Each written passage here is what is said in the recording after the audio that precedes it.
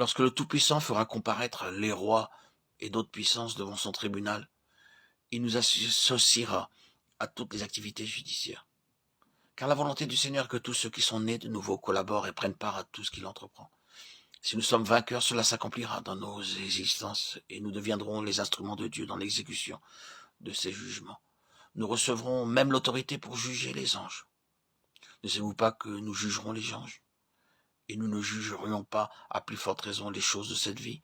1 Corinthiens 6, 3. Lorsqu'un juge est amené à trancher une affaire difficile, il désigne parfois un jury composé d'hommes se distinguant par leur rang et leur expérience, qui siégeront à ses côtés dans le palais de justice. Avant de prononcer son verdict, le juge les invitera à faire connaître leur opinion. Est-il nécessaire de souligner que Dieu n'a besoin de personne pour châtier les anges et ses autres puissances?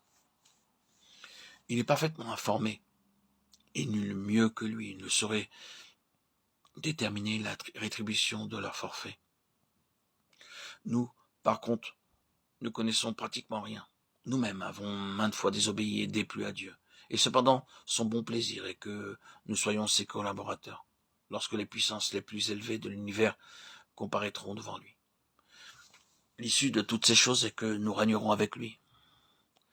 Apocalypse chapitre 20, verset 4, déclare « Je vis des trônes et à ceux qui s'y assirent. » Il n'y avait pas seulement un trône, mais un grand nombre, réservé à ceux qui remporteront la victoire.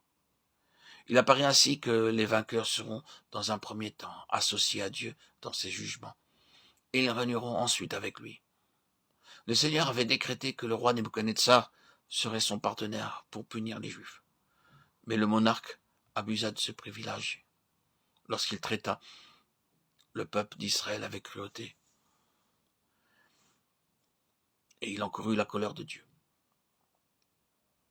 Après que nous sommes nés de nouveau, le diable mettra tout en œuvre pour nous faire perdre la position de privilège et de responsabilité où le Seigneur nous aura placés.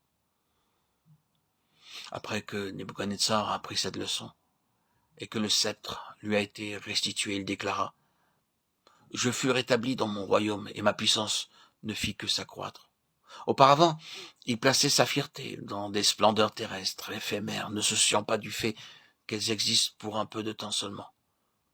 Cependant, après que le Seigneur lui a rendu l'autorité royale, il commença alors à l'honorer, à le glorifier. Nous pensons bien sûr qu'en nous élevant, nous obtiendrons plus de gloire. Toutefois, la loi divine, dans toute sa simplicité, est la suivante. Quiconque s'élèvera sera abaissé, quiconque s'abaissera sera élevé. Matthieu 23, 12.